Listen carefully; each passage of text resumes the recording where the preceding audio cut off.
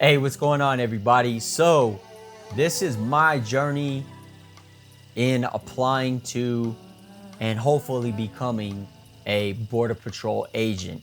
I'm going to walk you through my entire journey from step one all the way to the end, and hopefully, we get to being on the job. All right.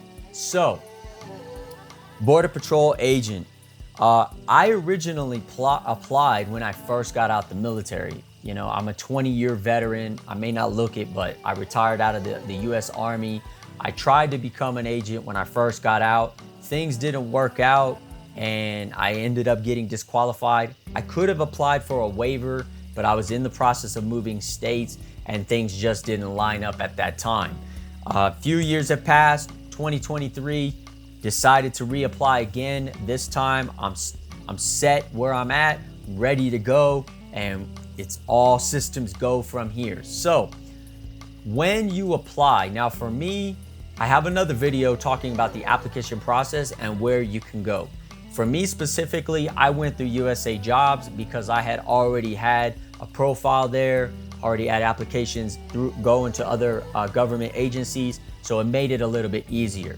When you're on the site, all you got to do is type in Border Patrol agent and click the job descriptions that best suit you. I applied to a VRA because it's a veteran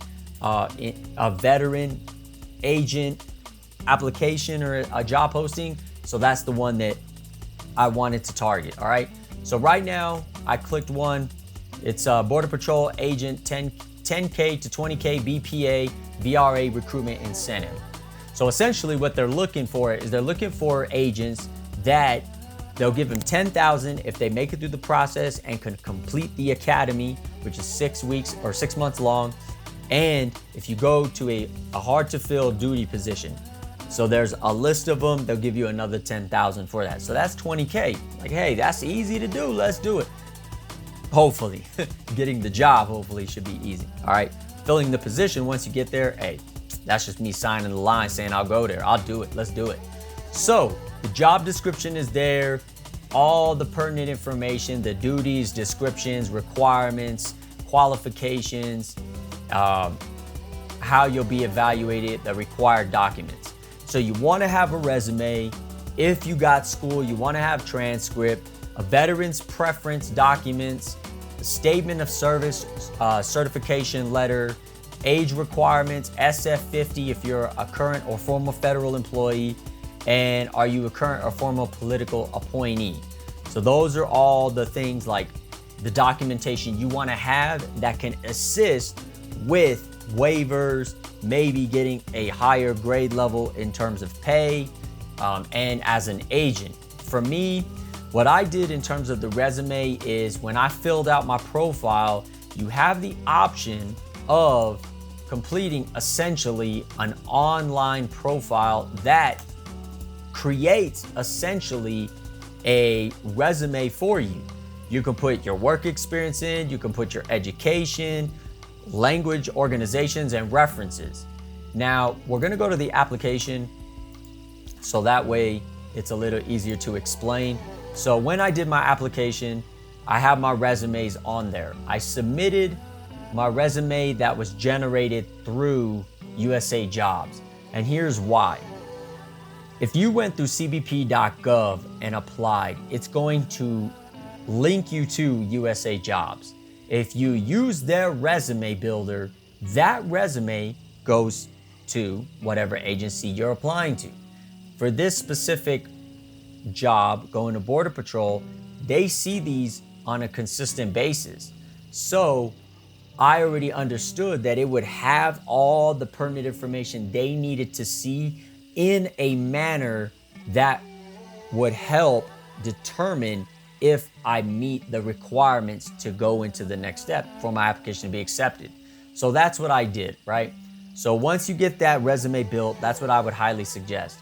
However, if you already have a resume that has this information, by all means, use that one. I'm not telling you not to, okay? So then you go to the next step and you're gonna add in your documents.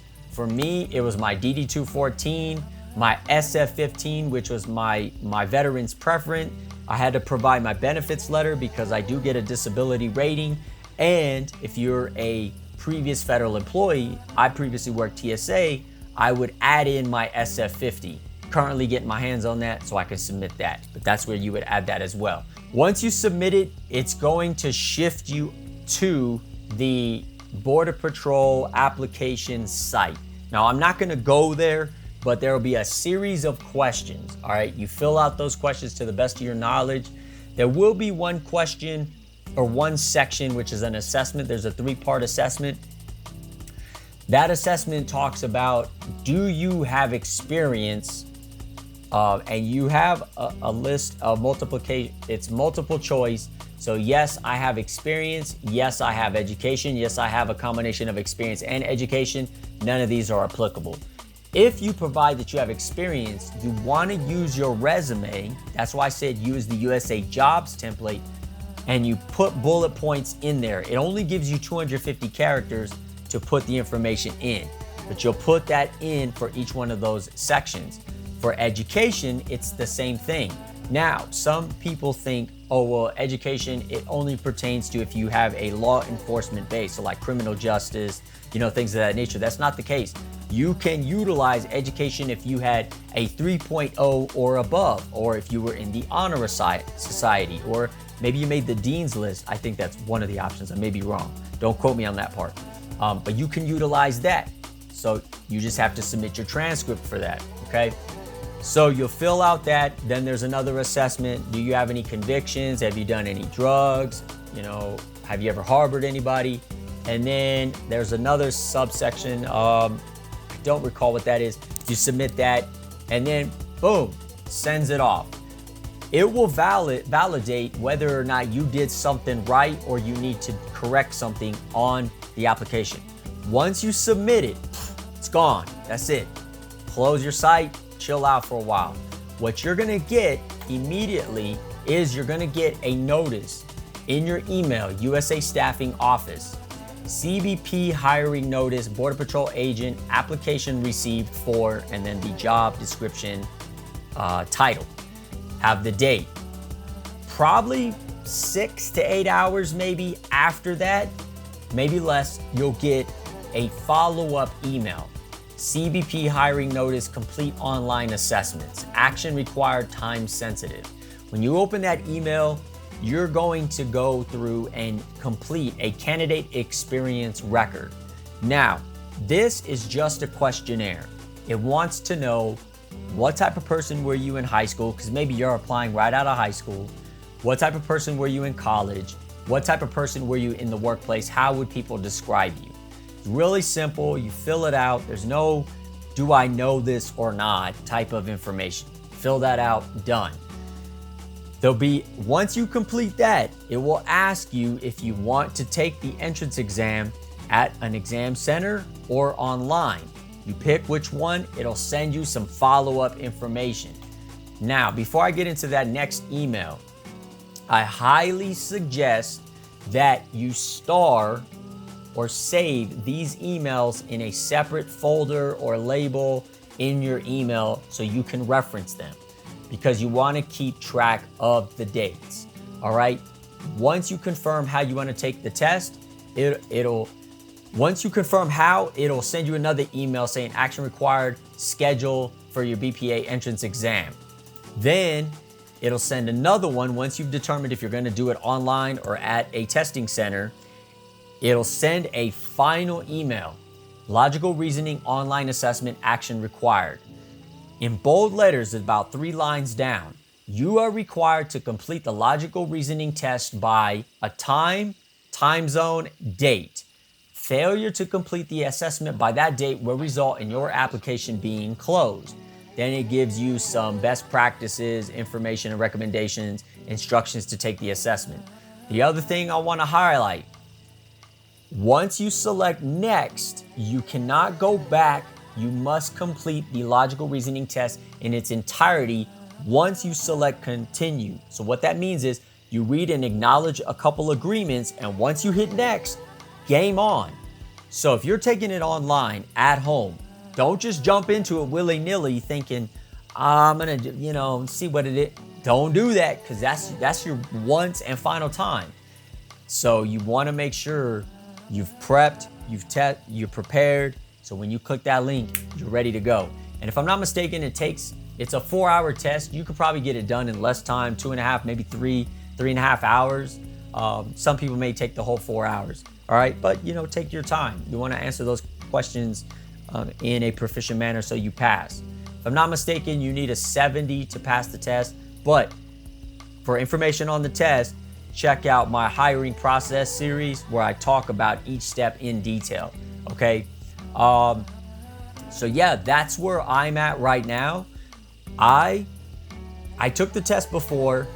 However, because they changed the test in March of 2021, I have to take the test again. So keep that in mind. If you previously applied, this probably shouldn't be nothing new to you. Your test results, if you passed, are still valid. You don't have to take it again. They'll still use those. They'll probably just shoot you to the next step. So I'm waiting. I plan to take it either at the time of this video, the next day, or at the beginning of the next week. So, which today's Thursday the 12th, so maybe Friday the 13th. No, or Monday the 16th. So one of those 2 days. Like I said, I want to prepare myself. I want to do some practice tests. I feel pretty confident going in. So if I do good on my practice test, I'm just going to go ahead and jump right in. Now, if I mess up, I can't take it for another 6 months. But all you need is a 70 to pass. So, I feel confident about doing that. All right, so that's the end of this video. If you got any questions up to this point, leave them in the comments. You want to add anything, maybe you're in the application process. I'd love to hear your experience. Share it, subscribe to the channel so you stay updated and follow along on my journey, all right? Catch you on the next one. Peace.